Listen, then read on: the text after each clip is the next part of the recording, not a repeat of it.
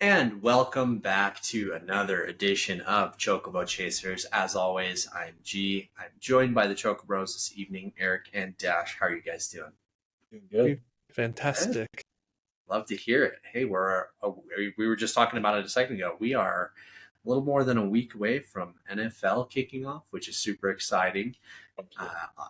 We just had Gamescom, which we're going to talk a pretty good bit about here tonight. But as always, we're going to go ahead and we're going to start the episode off with a "What are you playing?" Dash, I'm going to have you go ahead and kick us off here tonight. Let's see. I'll go and just start with the easy one, which is college football as usual. Did a couple more matches for my UCF dynasty just to get that moving. Almost to the end of the season, which I'll probably be in the national playoffs, considering I'm 10-0 right now. So Let's go. Yeah, well, teams get in with like 5 losses, so if you're As long as Alabama you and play in Ohio the State, SEC, probably, yeah. But we'll see how that goes. I don't know why it's just like the difficulty just seems to ramp up as the weeks go on too. It does. Like I think you're going up it's against like a degradation. 1-9 team, and they're like still putting up a fight. Like what the fuck? This should be a blowout. I'm struggling here. I'm fighting for my life. Yeah.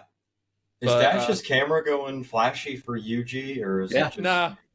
Just speaking of fighting for their life, I have a light bulb at the end of its life, basically, just kind of. Dash has just got the grudge in his room right now, so if we lose him, it's because we actually lost him. Hancock has it now. And good timing because we also have the new expansion or DLC for Dredge came out over the weekend.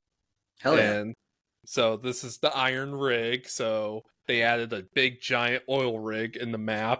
So you go there and it starts a whole new quest line. You get to collect resources and bring it back and upgrade the oil rig and start building stuff up so you can like buy upgrades or unlock new parts of the mission.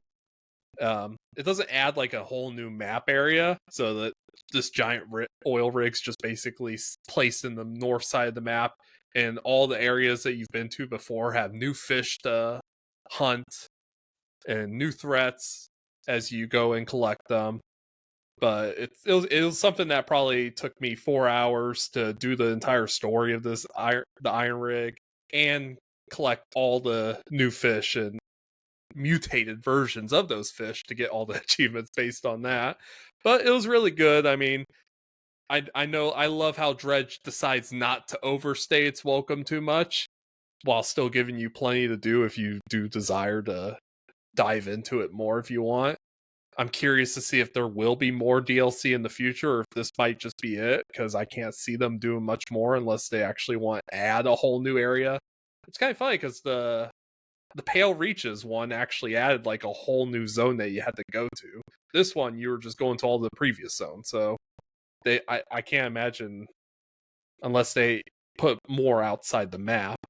But maybe there'll be a Dredge 2 in the future. That's what I kind of hope for. Yeah. Also, a lot more Pokemon Yellow. I just got to Cinnabar Island when I left off. 100 out of the 151 Pokemon on my Pokédex currently. I believe I have everything I need for my main team going forward, so it's going to be Pikachu, obviously, with Pokemon Yellow, and the 3 starters, so I already got them all evolved up, and everybody's like level 50 right now. I got my Nidoking. I rushed that at level 16 and just immediately applied a Moonstone to the Nidorino once I had it. Earthquake And every fucking time. it carries you the whole game if you really wanted to. And then Alakazam. So I think that's probably a good rounded out team to play the rest of the game. And I got stuff like Articuno as I was on my way to Cinnabar Island, but I'll get the rest as I make my way through the game. It's just kind of like to complete out my Pokédex, it's going to be a lot of just grinding out some of those other Pokemon I've caught to actually evolve them to get their Pokédex entries at some point. Oh, yeah. And finally, a lot of Final Fantasy X. So made my way through Zanderkin and did the famous Unalesca fight. Bay. I got wiped once. of course, I don't have any zombie proof or death proof Yeah. gear, so I just kind of have to hope that the odds are in my favor with certain status effects. And But Aeon overdrives.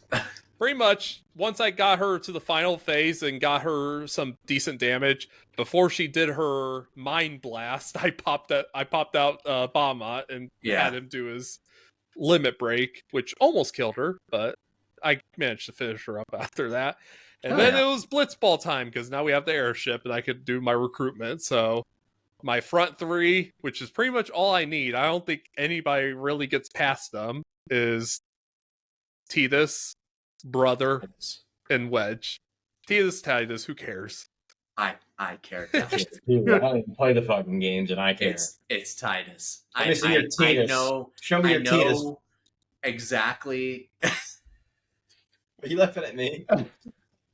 I know That's that a clip for the week. Show me your Tidus. Tidus. Yeah. That will be the name of the episode. Honestly, I know that it is Tidus. Like, it's quoted as such. But Tidus really? just fit it. Yeah. Tidus fits so much better. Like, the tide, the ocean, and it just sounds better. Like, but it is what it is. So. As long as you're not saying Yuffie, I don't care. No. And the new game, the FF7 remake, literally says Yuffie. Yep. Kingdom Hearts says Yuffie. So the only problem is because Tidus, whatever you want to call him, he's the only person you get the name in the game. So of course nobody verbally says his name in Final Fantasy X. Yeah, his name was Eric when I was a kid and I played it. But yeah, big Tidus energy this episode.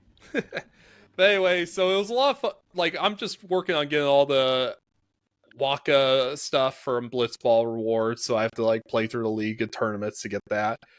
But like I said, Tidus, thank you, Dash. Brother, and Wedge, just the is three the of them, ultimate front line. like, Cannot just be beaten.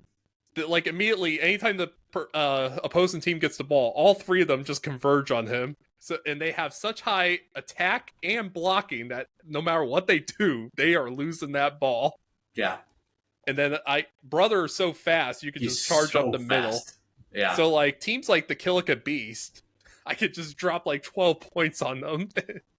As I said on my Twitter post, I finished what Sin started. But yeah.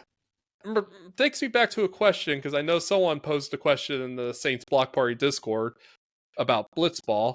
Yeah. If they did like a standalone game of Blitzball, what would our like ideal thing be? So I'm kind of thinking maybe like the Quidditch game.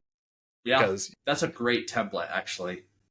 You know, so make it more action-based, I guess, not the turn-based. When it gets to like a confrontation, you have to choose your actions kind of stuff. Make it more active. I think it you know, you're in a ball, so it should be more three-dimensional also, where instead of just going being on a able to 2D go plane, up and you down can go up and down. Yeah. Let's have different kinds of stadiums out there. We can have like all these crazy rosters. Like, let's have guest characters from other Final Fantasy games. Let's have like Cloud show up. Give me Cloud, yep. Yeah. Give me Cloud. Give me Orin. Like, we could do so much with this. Just it's water FIFA. Yeah, That's what they need to water make. soccer, water polo, you know, water rugby. Like, give us the ability to do like kind of like what you could do in the opening scene almost of Final Fantasy X. Hop out of the water. Yeah, and just do fucking a wreck bicycle someone kick. out of there. Yeah. I could just see, you know, like there is an opportunity, I feel like, for Square to just do a standalone Blitzball game. And if they put the effort into it and actually make it into like a sports game, it could be really fun, because people love like fictional sports games. Look at all the Mario ones. We're getting backyard backyard games sports franchises. Yeah, coming back. Yes. So like, let's, you know, I know like we love our simulation sports games, but then we love the ones that are fun too, that let us get wacky and fun. Blitz the League, man. Bring back Blitz the League. That's a great one, but I know NFL doesn't want their brand tarnished with the idea of a football game where the objective is to hurt people. Dude, I just remember shooting up in Blitz the League, just like shooting players up. Sending I know hookers to the opposing team football, to make but them love tired. Blitz. Yeah, Blitz the League was a great game. Just sending hookers to other teams and shit. Great Amazing. time. Yeah. Fuck. That's a good week, Dash. That's like a lot of like varying titles too. A lot of different stuff there. I gotta diversify my portfolio. It gets bland just playing like the same thing over and over again. Yeah. Eric, what about you, man? What's going on this week? Michigan State, back-to-back national titles. The Natty. We're here for natties. Immediately into the next season, I unlocked the CEO. I guess coach skills. I unlocked insta commit right off the bat. It's so nice. First person I went after, insta commit. 5-star running back, and it's perfect because my really good running back went to the NFL on me and would not come back, unfortunately. So it's going to be slim pickings with my 280 overall running backs going into this next season. But Childs, the quarterback, senior year, 88 overall. We're going to throw touchdowns all day. 8,000 yards. Another Heisman. Dash disconnected. Let's go. We're fired up, baby. Michigan State's here. I'm not even a Michigan State fan, but if you are, I'm here for you. This is what I'm doing it for. Fuck Michigan. Fuck Jim Harbaugh. Fuck Shea Patterson.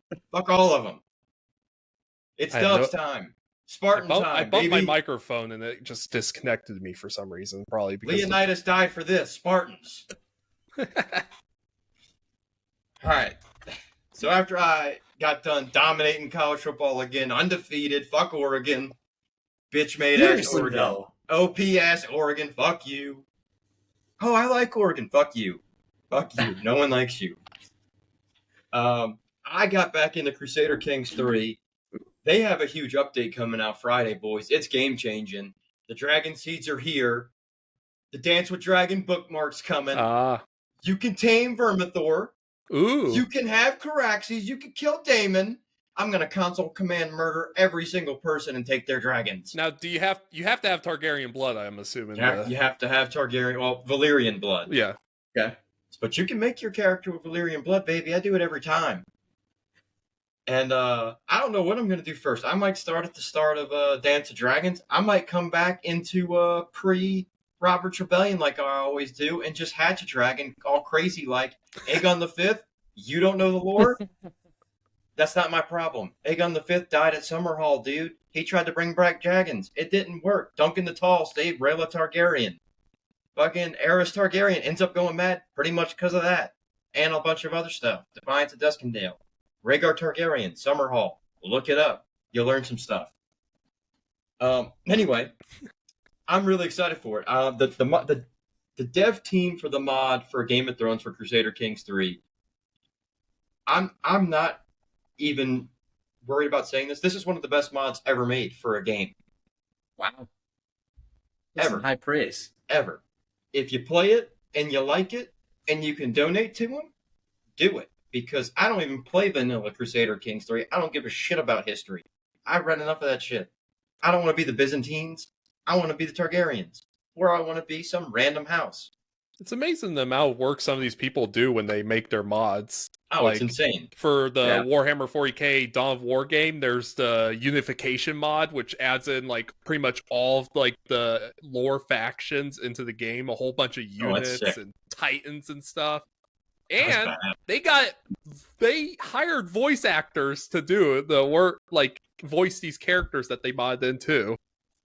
Some of the voice acting could have been better. I'm not sure if it was just like something they got on like Voice 123 or if they got like actual credited voice actors in some of them. Some of them are good though. But the fact that they went that extra mile just for that is what impresses me. I haven't tried Fallout London yet. Hell yeah. That's another. Yeah, no, I need to download that. But I'll sum up the last run I have in Crusader Kings 3 without dragons.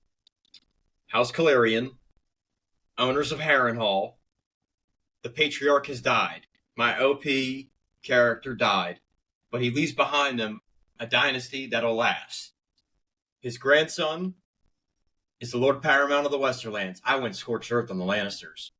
Tywin Lannister died of consumption or some shit. I went Let's nuts, go. dude. I killed Tyrion Lannister in combat. He's like, yeah, I'm gonna fight you. Fuck you, dude. You dead. Jaime Lannister was just a Kingsguard, dude. He's pussy. He didn't leave the Kingsguard, man. Cersei, I ended up actually marrying my son to Cersei. That's how funny this ends up being. And that's how my grandkid has become. He's half Lannister. He's got my last name. Fuck him. Let's go, baby. I am Lord Paramount of both the Reach and the Riverlands, or was, because the Tyrells wouldn't stop rebelling, dude. I had to go defend Bobby B. I'm not going to let this stand. Ned Stark was just chilling in fucking Winterfell. I'm over here defending the crown left and right. I was fighting a rebellion every 3 years. I killed a lot of powerful people. It was pretty cool. But that's pretty much it, man. My patriarch died. I went to take over as his son. And here's the thing. If you have a lot of heirs and they all have big claims and shit like that, it's a matter of time before there's civil war. I had like 18 kids, dude. I had Lord Paramount, Chardane, dude, dime piece, smashing that. Lord Paramounts of the Vale, Lord Paramounts of Dorne. 18 kids with Cersei? No, Chardane, dude. Oh. That was my paramour, my vixen, my love, soulmate, and that's how it ended. And I was like, you know what? I can rest now. You know, I look like Thanos over a big, grateful universe. And that's pretty much all I played last week. I didn't have a lot of time. I had COVID last week, so I was just kind of chilling. Well, we're glad that you're feeling better. You know, the funniest thing about Game of Thrones is, like, someone saying, like, the whole thing with Game of Thrones is that it takes place in probably one of the most boring points of the entire universe's history. I mean, except for the whole, like, end of it. Yeah, but, like, all, like... War of the Five Kings kind of pops off. But, yeah, I mean, it was like 17 years of peace after the Greyjoy Rebellion. They got smashed. Thoros Amir ran through those gates with a flaming sword. Jaime Lannister and Jorah Mormont right behind him. Yeah, I know Game of Thrones lore. I'm talking to you about a song of biggest nerd here. I'm a mason, bro. Eric is the king nerd. Well, I mentioned last week I finished Stellar Blade. I transitioned into some new games this week. I uninstalled Rocket League because I can only play competitive and I'm ass now. So I'm retiring from Rocket League. See if that's a permanent thing or not. But it was not Why fun. can you only play comp? They don't let you play unrated in that? Or I won't let myself play comp. That's how we are in Valorant. Dude, yeah. I've been bad at Valorant. I play Valorant, dude. I'm not going to mention that shit anymore. I'm ass at that game. I'm going to play it and not talk about it. Yeah. So that's how my Rocket League went. So I uninstalled, and we'll see if it ever comes back. But I did end up starting Liza P, which is awesome. I would say that this game is the closest that I've ever seen to a spiritual successor to Bloodborne. Yep. Bloodborne is a very Lovecraftian horror-esque game. This one definitely leans more into like steampunk, I'd say, than Lovecraftian. It's a lot of like robots so you play as Pinocchio, and it's a just like kind of horror take on that. So Geppetto's in the game, but everything that you fight, they're other puppets, and so they range from big to small, and like some of them are kind of terrifying, but it is so cool. Combat feels so great. There. Yeah. No, that'd be scary. Fucking, what's that one he has? Ahmed? Ahmed. The dead Paris. Just suicide bombs you the whole time. Jose, the jalapeno on the steak. I didn't really watch Jeff Dunham that much. You just like unlocked a core memory, it's like though. The funniest shit when you're in middle school. Yeah, it was hilarious as a kid, and I was like, them and Dane Cook. That was like, no, Dane Cook was great high school humor. Then I got to. I literally remember leaving college. He was coming to like tour in New Orleans, and I was like, I'm not going to see this fucking guy. Yeah. It's a great movie, though. And then you find out he's a groomer. So it's like, yeah, he's I'm glad your brother stole all your money. Liza P, awesome.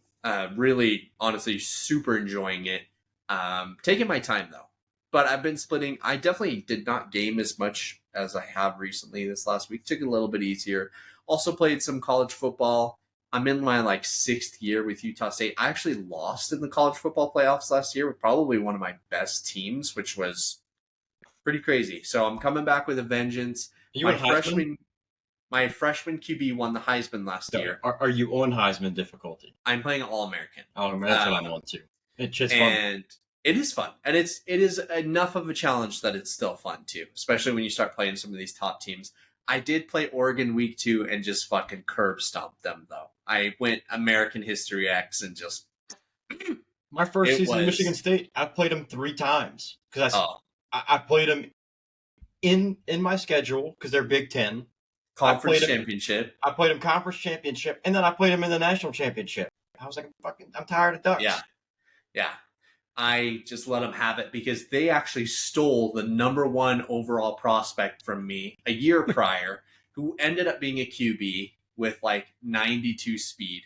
I made his life hell. Break his legs. I got my own 4-star athlete QB who ended up winning the Heisman when they were both a freshman. Now he's in his sophomore year. I think he's probably going to win again. But had to just let him know. So, and then in addition to those, started playing Onimusha Ooh. 1. And man, I can't believe that they made this game that long ago because it is so good. The puzzles is definitely kind of something that stood out to me as like these are like some of them are actually pretty difficult. Those puzzles made me quit. Yeah, like they are pretty difficult. But I love just being able to switch your weapons on the fly. Like each power is different, like just depending on like which element you're using. It is such a cool game. And just like demons and samurai, like you can't really go wrong. So but you're the samurai too. yeah, it is. It's the era of the samurai because I'm hoping we get some more. Wink, wink. Whenever that PlayStation showcase ends up happening, whether that's going to be over the next month or so, we can finally get our Ghost 2 tease. Eric will probably explode. That'll be a real sucker punch to the gut if it doesn't happen. Shotgun blast to the chest. Yeah. But yeah, mostly just those 3, I'd say. It's like I said, it's been a pretty quiet week, and I'm trying to just focus on those. Getting ready for we've got Astrobot and Star Wars Outlaws coming out at the end of the month. And the end of the month is approaching fast. It's going to be the end of the month, literally next Friday. So definitely excited to get those ones going. But let's talk. We're going to talk Gamescom. But first, we wanted to talk about a game that we have had. Obviously, we've mentioned we're partnered with Yellow Brick Games, and they have an upcoming release, Eternal Strands. We don't have a release date quite yet. I imagine that information obviously is probably going to be coming. But we have had a chance to play the game, and very, very positive from what we've played. Obviously, we can't share every little thing about what we've got to experience so far. There was a demo for people available at Gamescom, and I don't know if it's going on. I guess Gamescom is going on this entire week. So yeah, it's still This is like technically day 1 still. Yeah, I guess day 2 there in Germany time by now. Right, and so they're going to have the demo available for people there if you're at Gamescom. I'll talk very briefly just about some of my experience, and obviously we'll open it up for you guys to talk about it too. But the magic in this game feels so fun. Obviously, drawn a lot of parallels to Breath of the Wild, Shadow of the Colossus. Those parallels are pretty apt. I have very much enjoyed what we've played so far. Very excited to get my hands on more of it. This is probably going to be a day 1 buy for me, just based off of what we've seen so far. What about you guys? What are your thoughts so far? I love it. I gotta get into the habit of definitely using magic more, because I've always been more conservative when it comes to using like spells and magic in video games. I'm always like an up close and beat 'em up kind of person. Yeah. And that they kind of told me that's not the way we're really intending people to play. You gotta really utilize your magic if you want to succeed in this game. So that's something I'm gonna be looking forward to utilizing more as I actually learn how these spells synergize better. Hell yeah. Eric, what about you, man? Well, they only want us to do like what was it like an hour-long impression? And So far. I'm going all blurry. I mean, you can play as much as you want. yeah, and I but ended up playing. I don't know why it's all blurry. Hold on, let's see. something naughty's going on. If Japanese Yeah. ever taught me anything. Yeah, it's like a Japanese porno. The dick's just blurred now. Yeah. What a dickhead.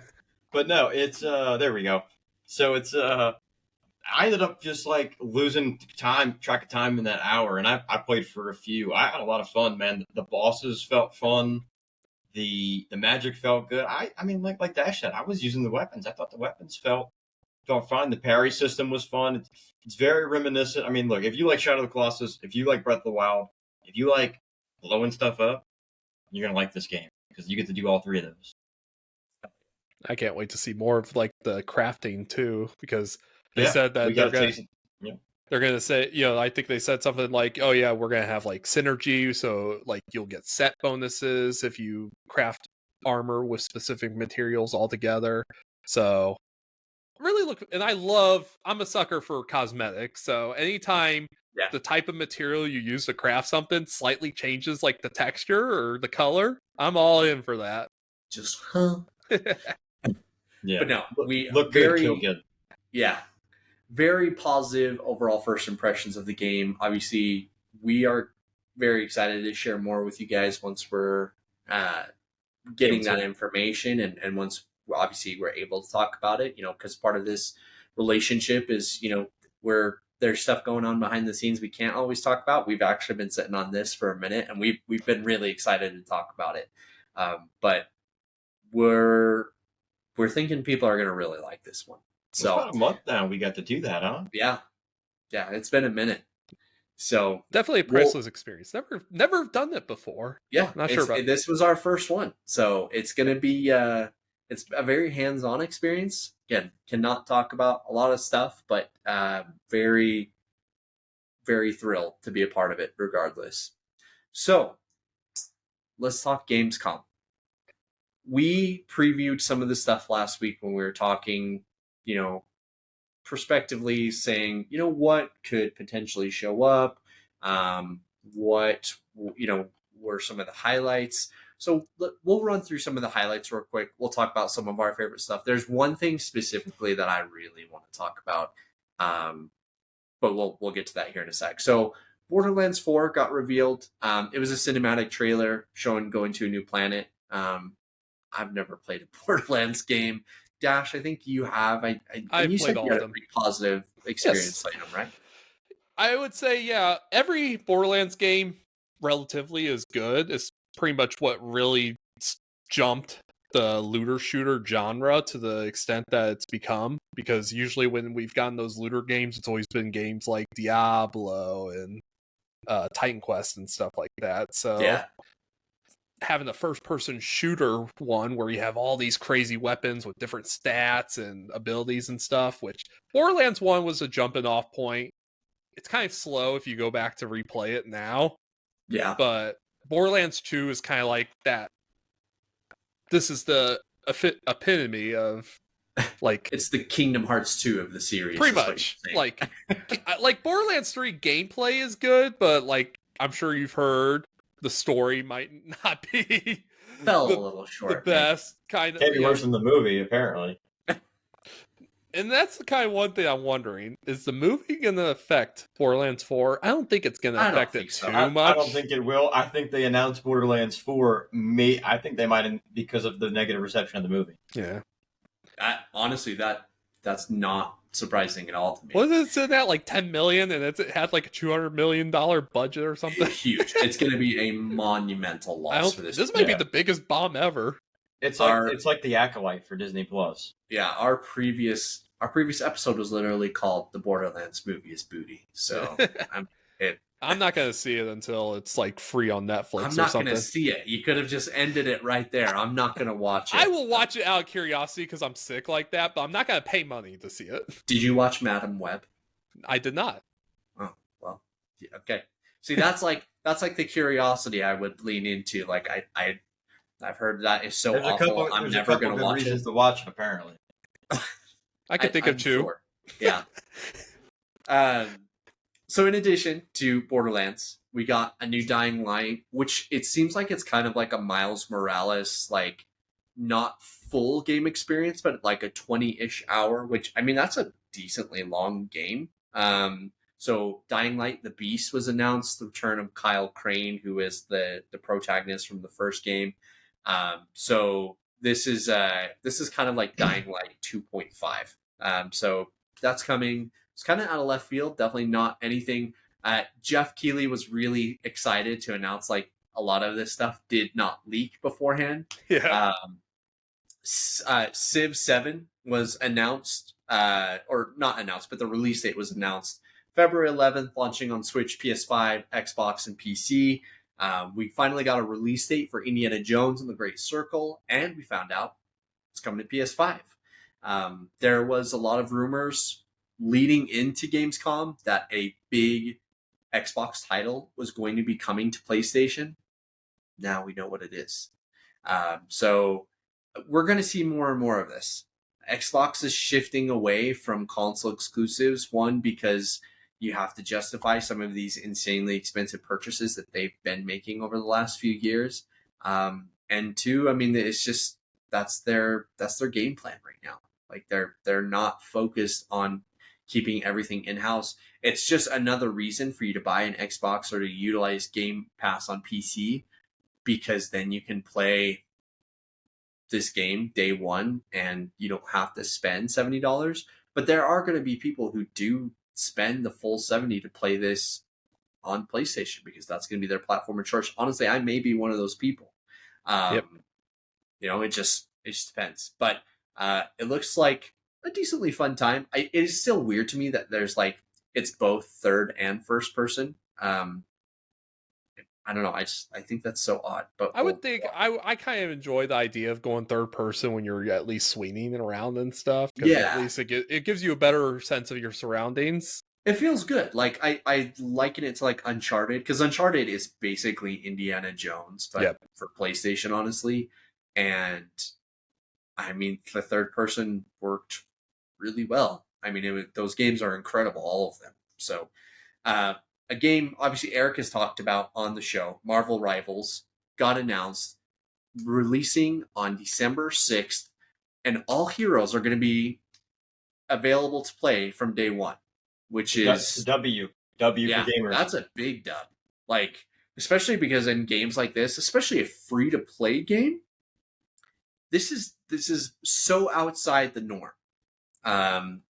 Honestly, we typically see obviously pay to win, pay for cosmetics. Like the pay for cosmetics thing, I fully expect, and that's probably going to be kind of in your face a little bit.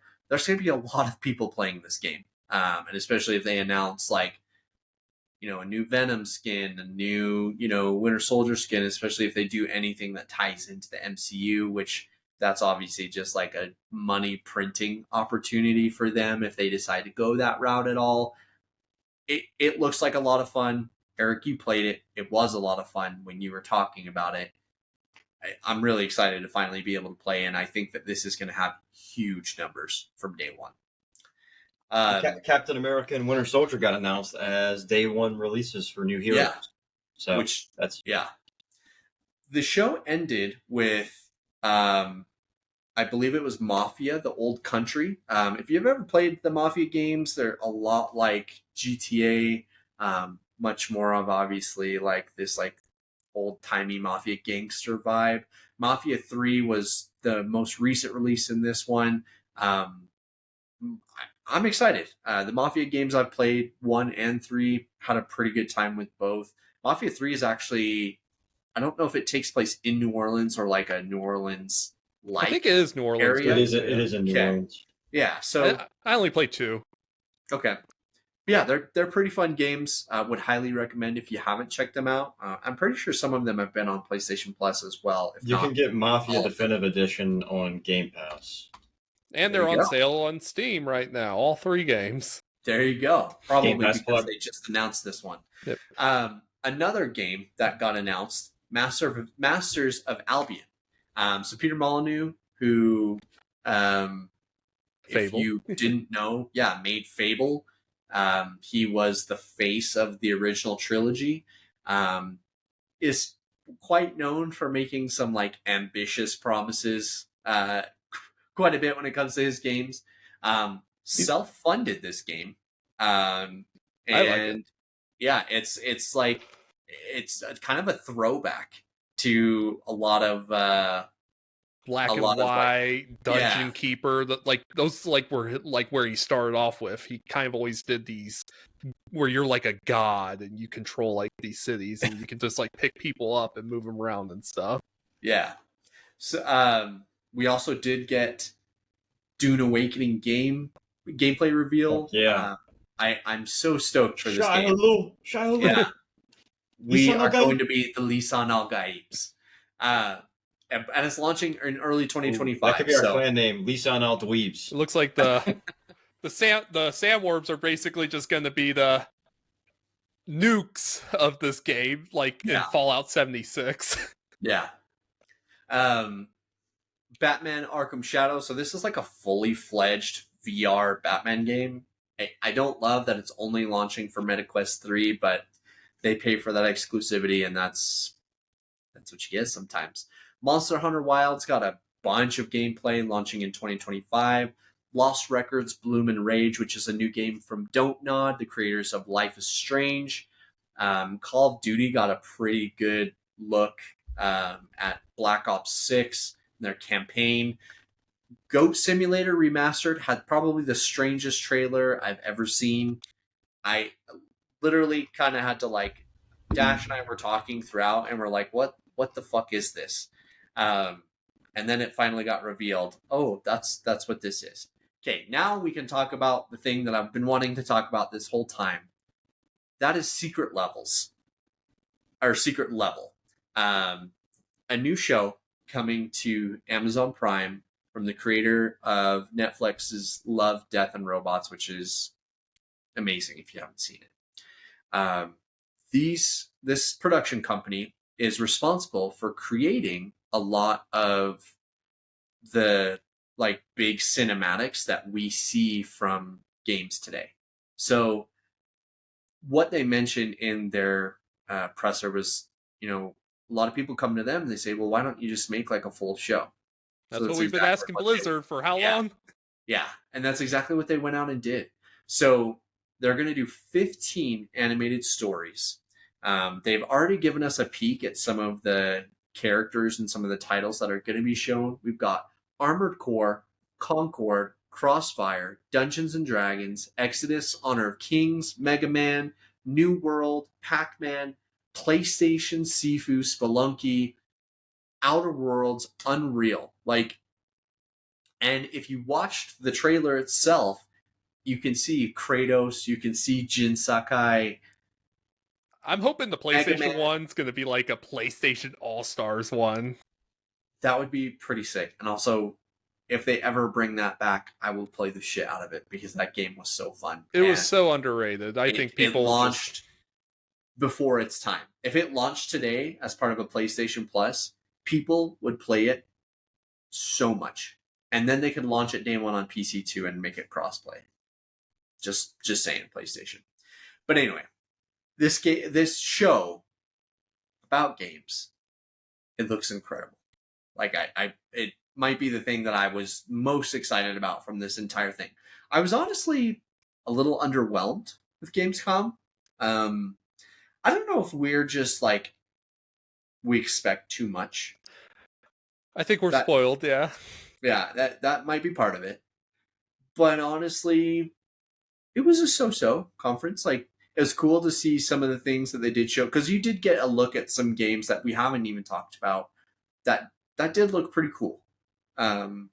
Others, I think that like a lot of these conferences are waiting for some of these larger studios to announce what they've been working on, because you've had some of these studios that have been working on games for a while.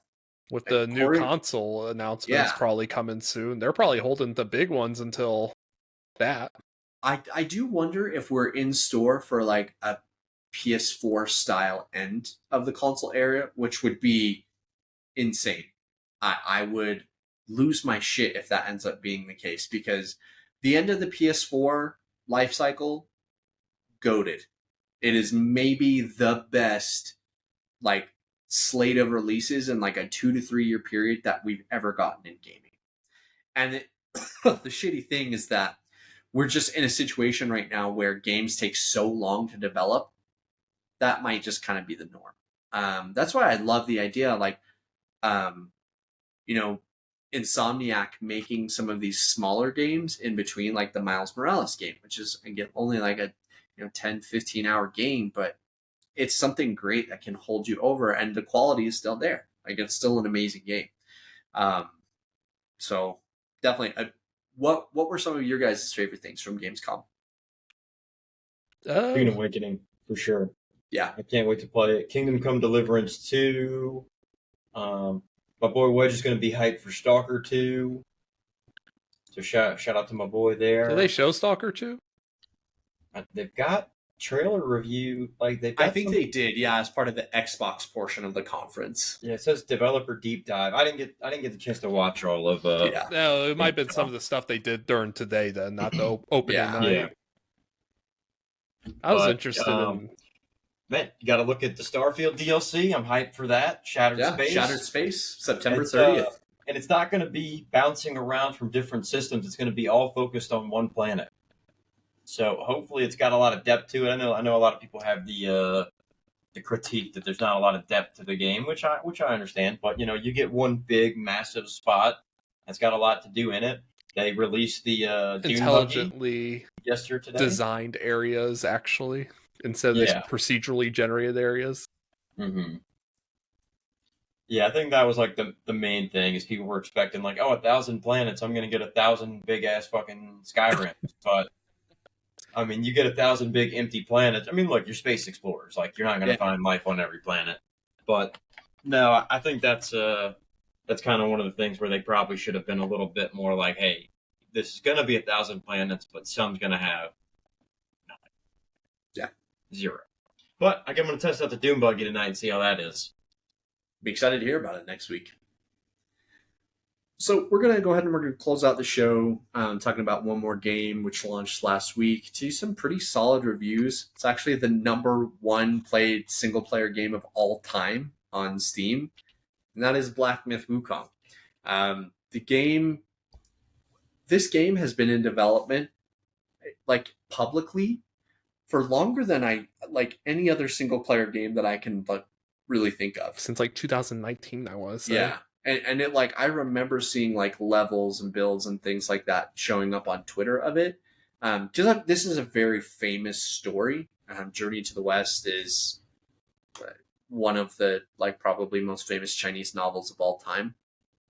So the Monkey King, who you play as, or Sun Wukong, this game is a lot of people have compared it to Soulsborne games. It's not that way, actually. Apparently plays a lot more like God of War, which definitely intrigues me more so than if it were a Soul, because we've got so much in the Souls-like space right now, which is to say that obviously that's a very popular and very fun way of playing games, but I do like variety. So we're getting a look here at the game. It launched. The reviews have been solid, not spectacular. Most praising that, again, the combat feels really good. The world is very cool to explore. The bosses are very cool. Some of the critiques I've seen have surrounded performance. Story is maybe not the most amazing. But we're kind of in a slower period for games right now as we wait till the end of the month. Again, Astrobot is launching. It's probably going to be a Game of the Year contender. The first game was incredible, so I am so excited to play this. We've got over 80 levels that are coming in. And then we've also got Star Wars Outlaws, Ubisoft's big foray into Star Wars game. And I mean, a lot of people have compared it to Grand Theft Auto in the Star Wars universe, which, I mean, that's enough for me to play it, to be honest. But yeah, I think that's about everything we wanted to cover. Anything from you guys that you wanted to touch on before we go ahead and close it out tonight? I think we covered everything. Sick. All right. Well, again, thank you to everybody for catching us on here. Be sure to like, share, subscribe wherever you go ahead and get your podcast. We will catch you guys next week. Have a good Thank one. y'all. Love y'all.